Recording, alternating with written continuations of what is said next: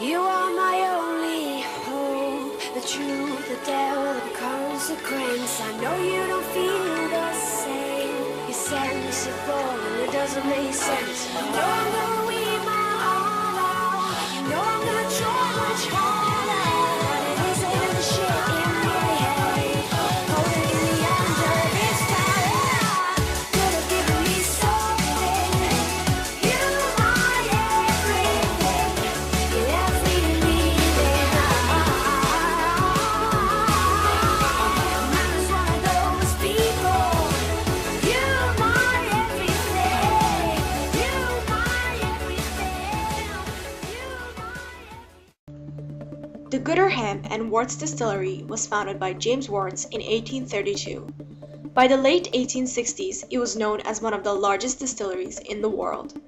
Today, the area is known as the historic Distillery District, located at the east of downtown Toronto, at the intersection of Parliament and Mill Street.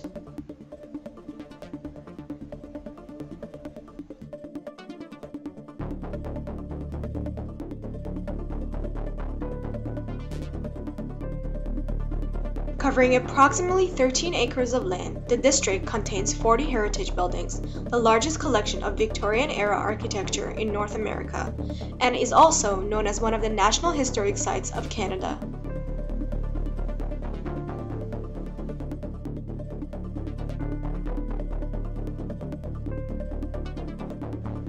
But it isn't all history. Today, the district has come a long way from its sole brewery business and is home to numerous cafes, restaurants, art galleries, boutiques, and the annual Christmas market.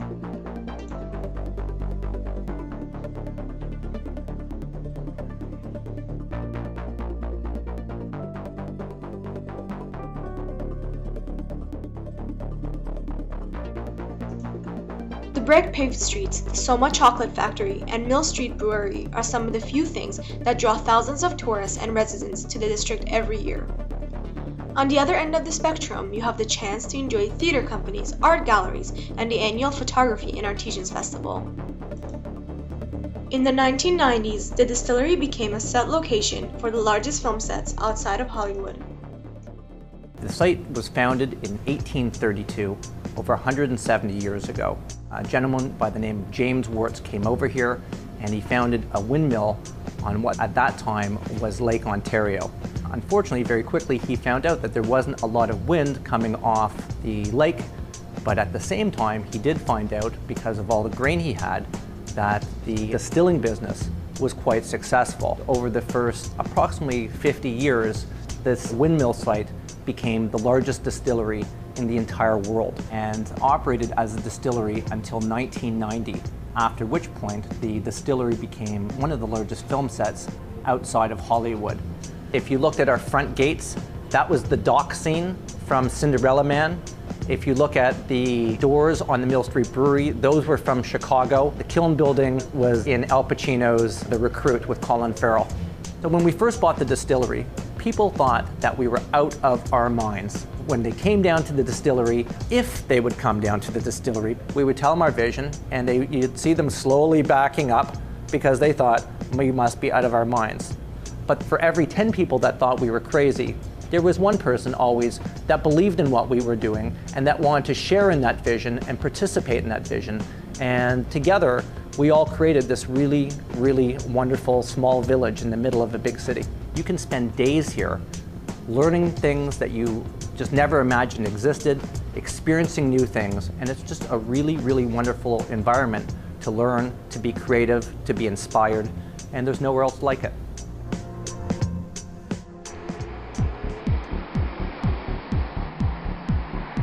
On the other end of the city, near Don Mills, you will discover a quiet, low-key restaurant called Mr. Jerk, located in the Peanut Plaza. While there are 6 locations across the GTA, this one is where it all began 25 years ago.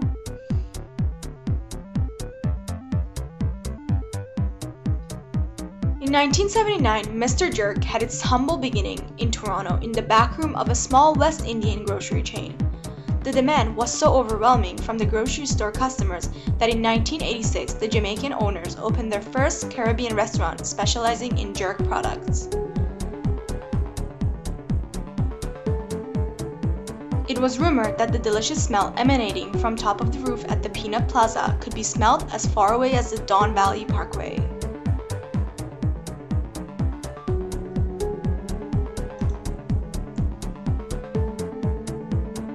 Although the place does not offer a designated sitting area, the jerk chicken is totally worth it.